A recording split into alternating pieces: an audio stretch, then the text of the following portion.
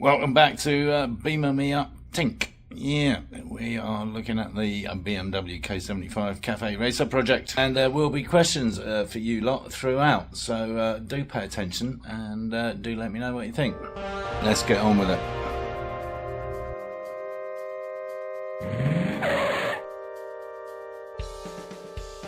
A few things to update you on and clear up from last time around.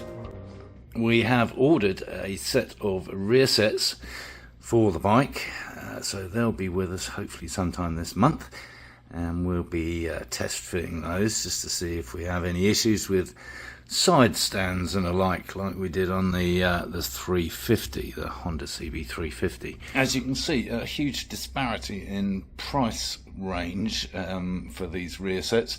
They all look the same to me. They're probably all manufactured in China anyway.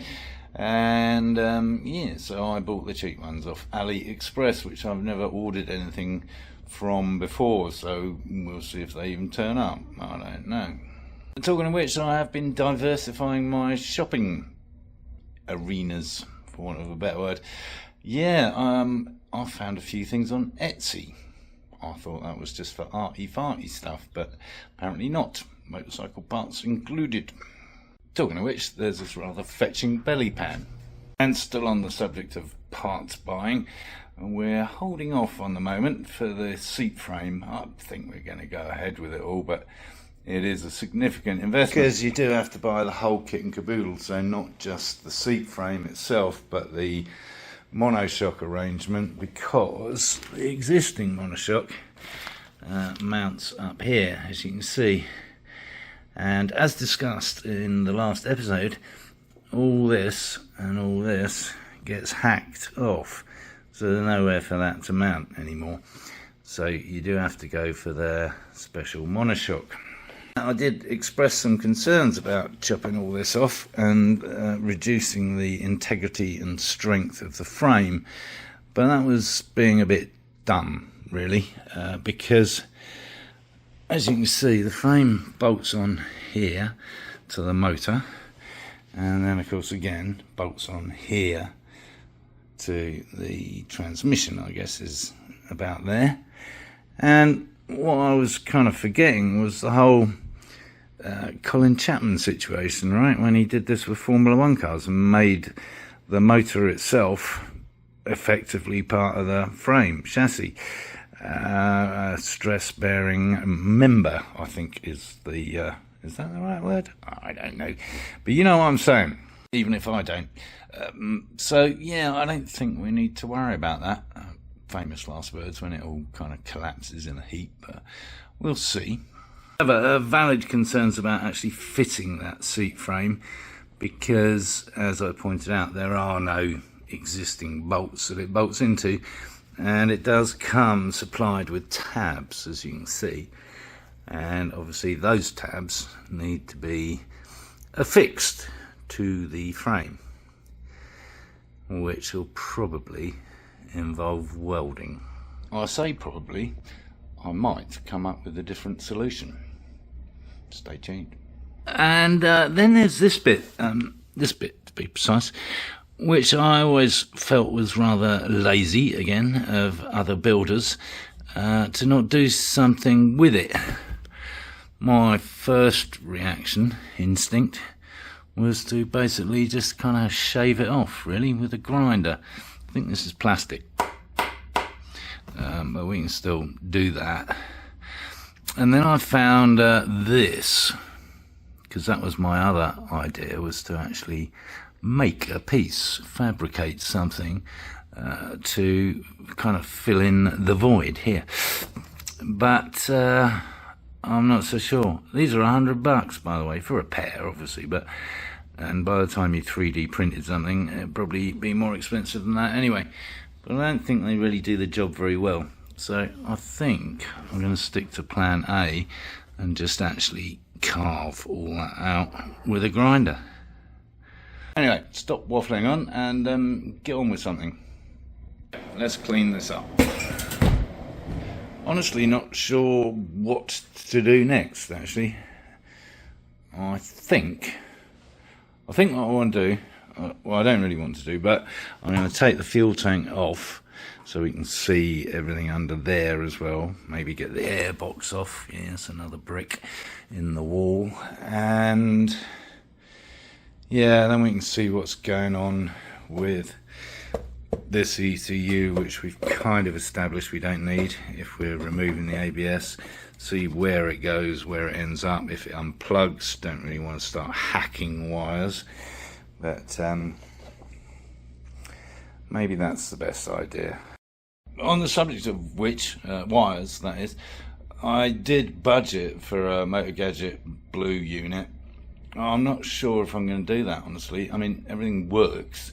The other two bikes I looked at, all the electrics were completely screwed, so it was inevitable that you'd have to rewire stuff, so you might as well put a blue unit in. With this one, it all works perfectly well, so I don't really see the need.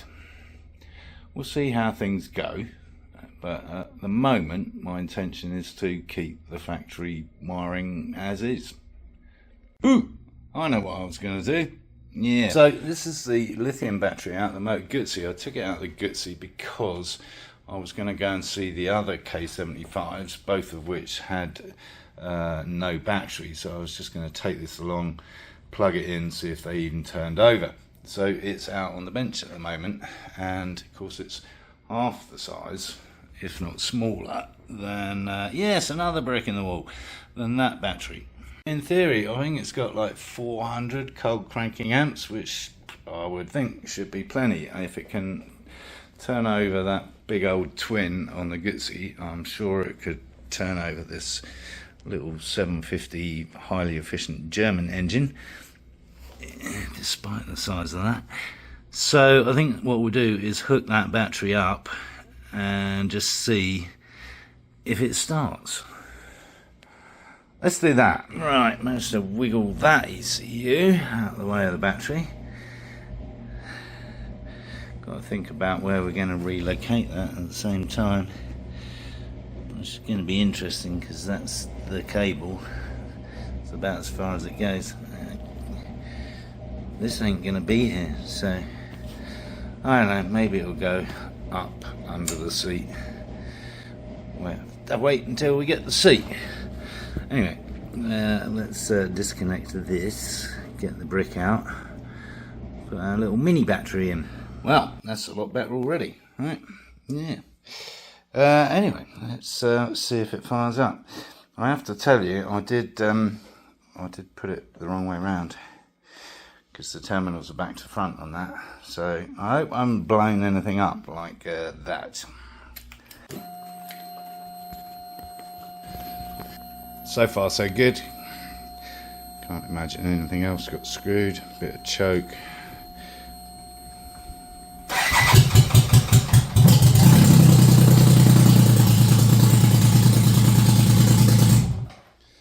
Good, well that's the battery sorted. We know we can go with one of these. Lovely. We may even be able to go with a smaller one like on the CB350. Because I don't know what the cranking amps are required for the BM, but obviously the starter motor is a smaller modern unit as opposed to the Motor Guzzi. Yes, that monstrosity. No, not that. That's the relay. That, yes. Well, the answer would appear to be yes. The BMW K75 requires around 200. At the most. So the smaller Noku battery, which is on the Honda, we can swap that out and give it a go, does 250, so that should be plenty, and that's even smaller. Cool. Never mind the size, this thing weighs a lot.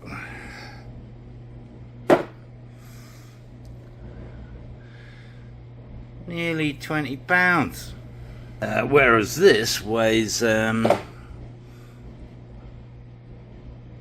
sweet Fanny Adams. Well, I had to tread on it to get it to register anything at all, but yeah, 2.4 pounds. Ridiculous. So there you go. And there's the smaller battery off the Honda. It's actually completely screwed, I think, so we can't test it on the Beamer. But in theory, that's got enough cold cranking amps to turn it over. Crazy. Yeah, so unfortunately it's kind of dead. Don't know if I'm going to buy another one or not. And while we were poking around in there, I found this. Yes, yeah, of course. Water-cooled Overflow expansion coolant tank. So we've got some options on here. Obviously we can just hide this somewhere else, or we can replace it with something cool. But it's got one inlet outlet basically at the bottom there, and the ones I found have multiple, as you can see. So I don't know what to do. There's a number of options available in various shapes and sizes and even colours, and of course this one we could spray, but they've all got the things in the wrong places. So I'm thinking we could possibly use the cylindrical one, although it's 8 inches high. It would fit there on the frame. And actually that is where, up there, where it connects to the radiator hose. I think the situation will become a lot more clear once we get rid of brick number 2, the airbox. Meantime, taking these off because we've got the rear sets on order, so getting that ready. That side's nice and easy. This one, not so much. Yeah, no, so it's attached here to the ABS unit.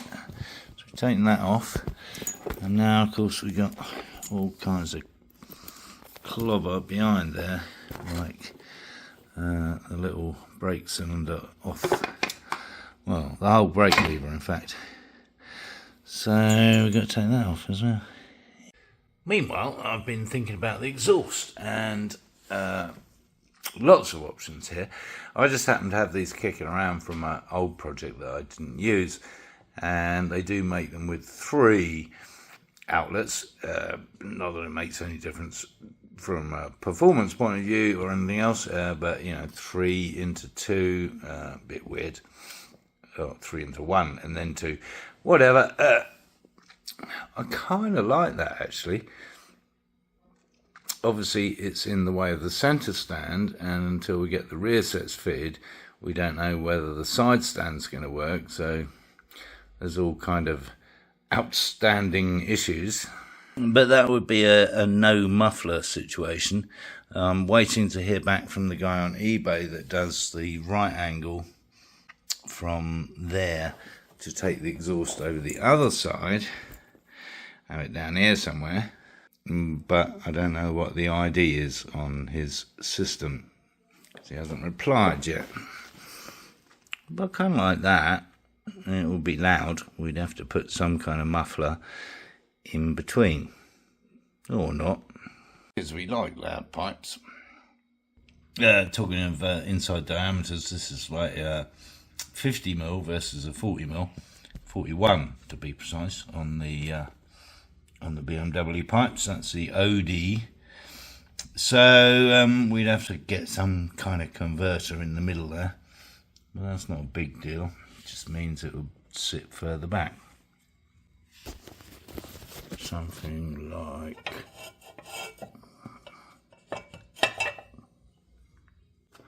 that, which still looks decent. Still looking to take the fuel tank off, which is quite involved, but let's get this off. Yeah, horrible. Don't think that's supposed to do that. Anyway, kind of doesn't matter if we're putting the rear sets on, but I think that's knackered. Anyway, what we have uncovered is that it'll be relatively simple to remove the rear ABS. So we've got the reservoir up there, which will probably move. somewhere. Anyway, that goes down to the pedal, that goes into the ABS, and then goes out to the caliper. So we just basically go reservoir, pedal, caliper. Easy peasy. Let's do that then.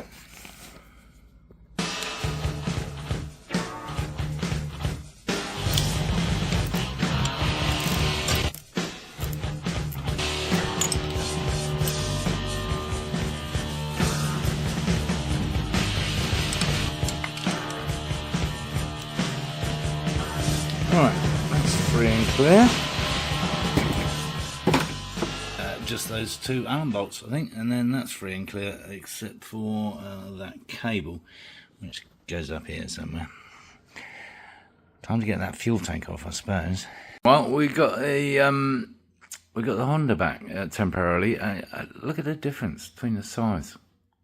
I mean, I know it's a 350, but really, that comes up to the door panel on the Stratos, and this monstrosity comes up to the roof.